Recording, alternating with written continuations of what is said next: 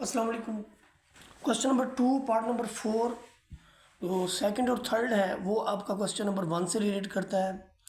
यहाँ पर जो हमारे पास गिवन एलिमेंट्स हैं उसी तरह से हमने इक्वेशन ऑफ पैराबोला हमने फाइंड आउट करनी है। और जो गिवन एलिमेंट्स हैं वो हमारे पास फोकस भी है और वर्टेक्स भी है। अगर हम फोकस और वर्टेक्स को ड्रा करें एक्स एक्सिस और वाई एक्सिस के ऊपर, तो देखिए जो हमारे पास ये 2 है, सेकंड नंबर पे देखिए जो हमारे पास यहाँ पर 2 मौजूद है, ये वाला ये फिक्स है, ये वाई एक्सिस पे पॉइंट 2 है। यानी इसी लाइन पे ही सारा जो आपका स्केच होगा वो बनेगा। ये आपकी जो लाइन है ये है जी y is equal to a line, यानी y is equal to 2 line है। इसी पर आपका फोकस भी होगा और इसी पे आपका वर्टेक्स भी होगा। तो जो फोकस के कोऑर्डिनेट्स हैं वो 1 2 हैं। ये यहाँ से देखें, ये पॉइंट जो आपका होगा ये आपका 1 2 यानी फोकस होगा।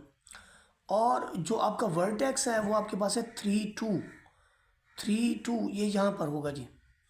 ये आपका है वर्टेक्स। आपको पता है कि वर्टेक्स से पत्तियाँ निकलती होती हैं और फोकस की तरफ जाती हैं। तो हमारी जो पत्तियाँ इस पैराबोला की निकलेंगी वो इस तरफ निकलेंगी।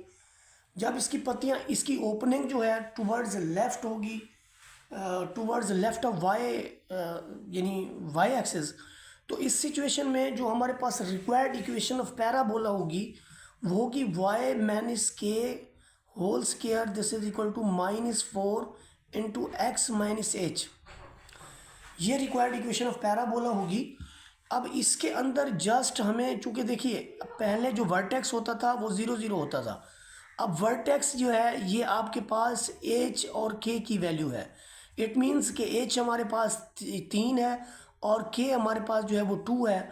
वो तो इस इक्वेशन के अंदर हम रख लेंगे, लेकिन यहाँ पर हमें चाहिए ए जो है किसके इक्वल होता है? ए हमारे पास होता है फोकस से वर्टेक्स तक का डिस्टेंस। तो जो ए है दैट विल बी फोकस से वर्टेक्स तक का डिस्टेंस, ये हम निकालेंगे और ये है डिस्टेंस बिटवीन 2 पॉइंट। बहुत ही सिंपल है ये आप देखें कि आप डायरेक्टली भी लिख सकते हैं, क्योंकि 3 से 1 तक या 1 से 3 तक 2 यूनिट है ये।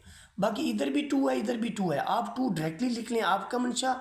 अगर आप 2 डायरेक्टली नहीं लिखना चाहते तो आप डिस्टेंस फार्मूला लगा लें, तब भी आपको 2 ही मिलेगा।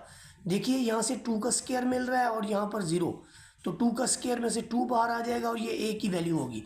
यानी फोकस से वर्टेक्स तक का जो डिस्टेंस है that will be equal to A, और इससे हम इक्वेशन नंबर 1 में रख देंगे।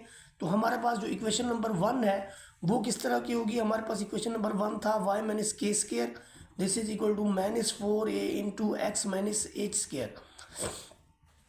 आपको h और k की वैल्यू भी बता दी गई है। h की वैल्यू, k की वैल्यू जो है ये वर्टेक्स का सेकंड पॉइंट है, और आपके पास -4a की वैल्यू जो आई है वो 2 आई है। x माइनस एच जो हमने रखा है वो देखें, h जो हमने रखा है वो वर्टेक्स का जो दूसरा पहला पॉइंट है 3, ये है जी। तो ये हमारे पास यूँ, यानी इक्वेशन ऑफ पैराबोला जो है y minus 2 square this is equal to -8 into x minus 3। यहाँ छोड़ दें तो भी ठीक है, आपका खोल लें तो आपकी मर्ज़ी, वैसे यहाँ तक ही मेरे ख्याल में ये बेहतर रहेगा। तो ये आपके पास पार्ट नंबर 2 है। पार्ट नंबर 5 में भी आपने फोकस डायरेक्ट्रिक्स मालूम करना है और पार्ट नंबर 6 में भी आपने फोकस डायरेक्ट्रिक्स से इक्वेशन ऑफ पैराबोला मालूम करनी है। तो ये दोनों पार्ट आप खुद करेंगे। इसके बाद हम पार्ट नंबर 7 की बात करेंगे। पार्ट नंबर 7 के अंदर हम देखेंगे कि हमारे पास एक डायरेक्ट्रिक्स लाइन दी हुई है y इज इक्वल टू 3, जिसे हम इस तरह से लिखेंगे, और एक वर्टेक्स दिया हुआ है जिसमें h की वैल्यू भी हम लिख देंगे और k की भी। यहाँ पर भी हमने equation of parabola find out करनी है। तो यहाँ पर जो वर्टेक्स है आपका देखें वो 2 2 है, यानी यहाँ से भी 2, ये इधर बनेगा और इधर से भी 2, तो ये वर्टेक्स के कोऑर्डिनेट्स 2 2। डायरेक्ट्रिक्स लाइन है y is equal to 3, y is equal to 3 का मतलब है ये वाली लाइन है। अब जब आप देखते हैं कि डायरेक्ट्रिक्स लाइन जो है इससे वर्टेक्स से यानी ऊपर है, बैक की तरफ है, तो वर्टेक्स हमेशा देखें जो डायरेक्ट्रिक्स होता है उसके बिल्कुल बैक पे होता है। तो इसका मतलब जो इसकी ओपनिंग होगी वो डाउनवर्ड होगी। जब इसकी ओपनिंग डाउनवर्ड होगी तो इसका मतलब हम जो इक्वेशन लिखेंगे इसकी ओपनिंग, जिसकी ओपनिंग जो है वो डाउनवर्ड हो, उसकी इक्वेशन होती है x minus h whole square this is equal to -4a into y minus k. इस तरह की जो ओपनिंग होती है उसके अंदर आप देखें हमारे पास एच और के मालूम है, हमें सिर्फ ए मालूम करना है। और ए जो होता है वो फोकस से जितना डिस्टेंस, तो जो ए की वैल्यू होती थी ना, हम कहते थे फोकस से वर्टेक्स तक का डिस्टेंस ए है। तो फिर हमने ये भी तो पढ़ रखा है पैराबोला के अंदर जो वर्टेक्स से डायरेक्ट्रिक्स तक का जो डिस्टेंस है, यानी वो इस तरह से मतलब जो है इसके इक्वल होता है। तो इसका मतलब ये हम कह सकते हैं कि ए जो है हमारे पास वो इस डायरेक्ट्रिक्स लाइन का जो, यानी डायरेक्ट्रिक्स लाइन है, इसका जो वर्टेक्स तक से डिस्टेंस है उसको हम कह सकते हैं कि ये हमारे पास ए के इक्वल है। अब ये वैसे ही है जैसे distance of A point from line. तो इसके लिए देखिए जो हमारे पास लाइन है वो है जी y-3, और इसमें जो इसका अपना ये नीचे वाला है,